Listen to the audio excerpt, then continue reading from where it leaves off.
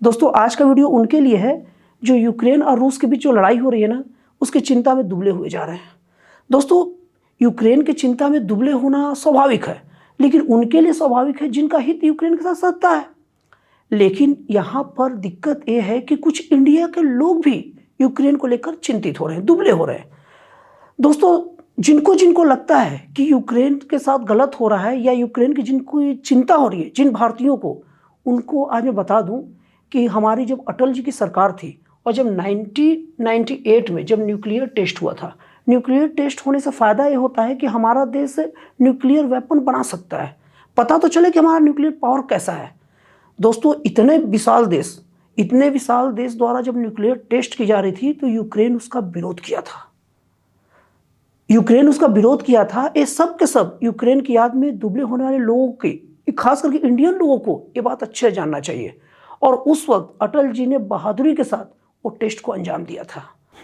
और दोस्तों बात बस यही तक नहीं है, ये यूक्रेन साहब ने पाकिस्तान को 1993 और 95 के आसपास में T-80 टैंक बेचा था। अगर T-80 टैंक को आप देखोगे तो ये बहुत ही शक्तिशाली टैंक है। ये जो टैंक है, ये टैंक जो पाकिस्तान को बेचा था, तो पाकिस्तान भारत के पहरे के लिए तो नहीं खड़ा करके रखा था। और पाकिस्तान इस टैंक का उपयोग भारत के लिए किस प्रकार करता, ये कोई भी भारतीय से छिपा नहीं है। कोई भारत का बच्चा ही बता देगा। ये वही यूक्रेन देश है जो भारत को न बेचकर पाकिस्तान को टैंक दिया था, वो भी अच्छे कीमतों पर। और दोस्तों ये यही यूक्रेन है जो हर भारतीय जानता है कि कश्मीर भारत का अभिन्न अंग है, लेकिन कश्मीर के मामले में हस्तक्षेप करना चाहिए नहीं करना चाहिए, इस बात में यस का मत दिया था। तो दोस्तों ये यूक्रेन का याद में दुबले पतले होना मेरे को नहीं लगता किसी भारतीय के लिए ज़्यादा उचित होगा। और दोस्तों इस यूक्रेन की बहुत सारी कारस्तानियाँ हैं। यही यूक्रेन UNSC में भी भारत के विरोध में मत दिया था।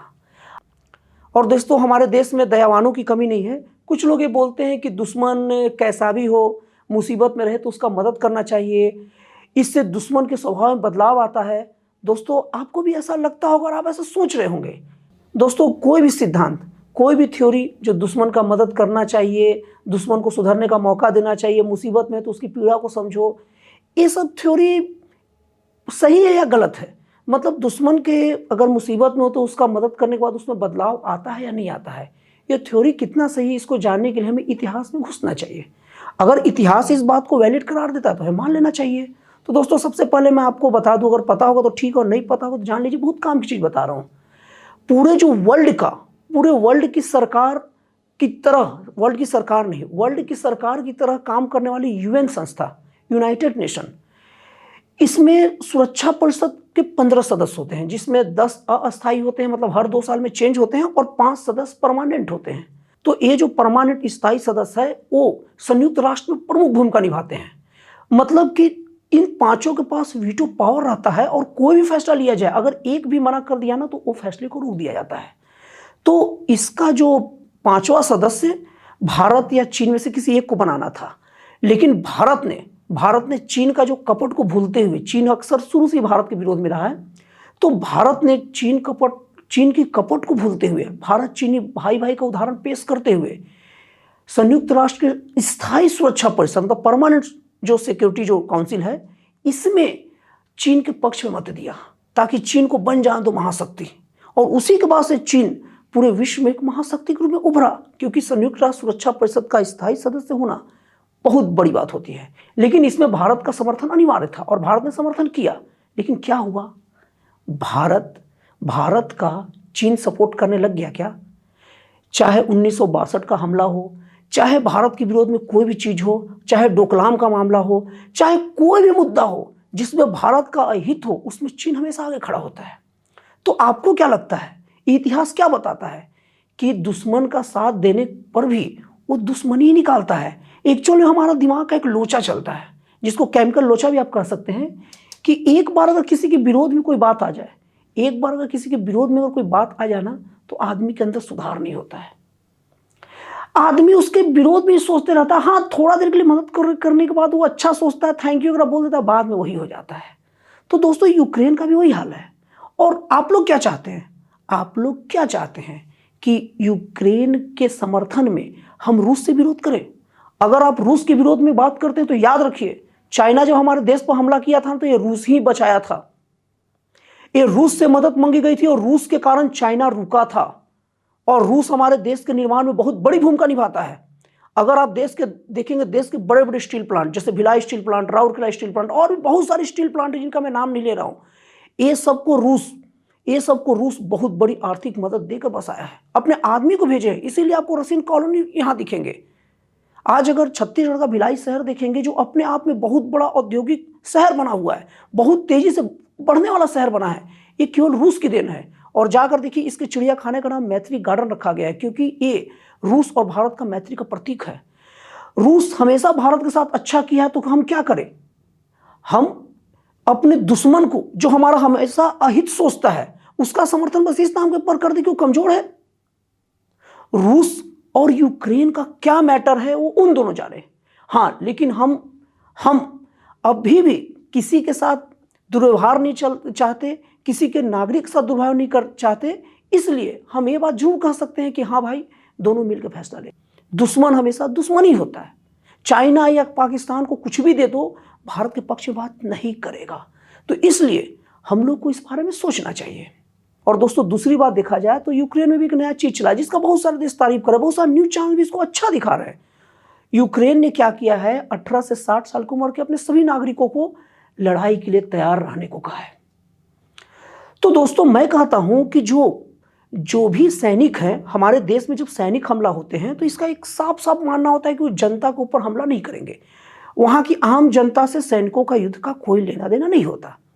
और रशियन जो सैनिक है वो भी आम जनता पर उतने आक्रामक नहीं है, क्योंकि आपने एक वीडियो क्लिप देखा होगा, मैं यहाँ उसे दिखाता लेकिन अभी मेरे पास डायरेक्ट मौजूद नहीं है। उस वीडियो क्लिप में देखिएगा कि एक महिला है, वो वहाँ की जो यूक्रेन की महिला है, वो रशियन पुलिस वाले से सीधे बात कर रही, सवाल जवाब कर रही है। मतलब कि रशियन सैनिक वहाँ के आम नागरिक के ऊपर आक्रामक नहीं है, वो भी एक डिसिप्लिन में ही हमला कर रहे हैं। और अब अगर यूक्रेन की सरकार आम नागरिकों को हथियार देगी रशियन सैनिकों पर हमला करने के लिए, और अगर वो रशियन सैनिकों इन पर हमला करता है, सुनने में तो बहुत अच्छा लगता है कि देश के लिए हर नागरिक को लड़ना चाहिए, लेकिन क्या ऐसी स्थिति आई है कि रशियन सैनिक नरसंहार कर रहे हैं, वहां अकारण मार रहे हैं? इस तरह से ह्यूमन शील्ड बना रहा है यूक्रेन। मतलब कि आम नागरिकों को रशियन सैनिकों के सामने रख रहा है, और वो भी नागरिक जो ट्रेंड नहीं है। अब सोचिए, हम या आप, कोई भी सामान्य व्यक्ति है जिनका ना पुलिस से लेना देना, ना से जो ना कभी पुलिस में रहे, ना कभी फौज में रहे, अगर हमको आज हथियार भी दे दोगे तो हम कितने से भिड़ पाएंगे भाई? हम कितना ट्रेंड हो जाएंगे चलाने में? हम तो 10 या 20 बार मारते हैं किसी को तो एक बार लगता है उस जगह, और सामने वाले ट्रेंड है तो हम तो एक ही बार उड़ा देंगे। तो इनडायरेक्टली सबकी जान ले रहा है। और अगर गौर से सोचेंगे, ये मानवाधिकार का मुद्दा बनता है। वहां के लोगों की मौत का कारण बन रहे हैं, अपने नागरिकों को सामने लाके खड़ा कर रहा है। एक नजर में अच्छा लगता है कि देश के लिए लड़ना चाहिए, लेकिन क्या वहां का सरकार का कोई कर्तव्य नहीं है कि आम नागरिकों को सीधे सामने रशियन सैनिकों के सामने लाके खड़ा कर दिया जाए? वो ट्रेंड सैनिक है, और ये पूरा नए लोग हैं। वो ट्रेंड नहीं है भैया, वो आम इंसान है जिनका काम लड़ाई करना है ही नहीं। तो इस तरह से इनडायरेक्टली अपने नागरिकों को मरवा रहा है। इस पर भी विचार किया जाना चाहिए। दोस्तों, मेरे वीडियो का सार कहिए या निचोड़ कहिए, जो भी कहिए, यही है कि हमें ऐसे समय में ताकतवर और कमजोर को नहीं देखना चाहिए, और हमें अपने पुराने दोस्तों को नहीं भूलना चाहिए कि किसने हमारा कितना साथ दिया है।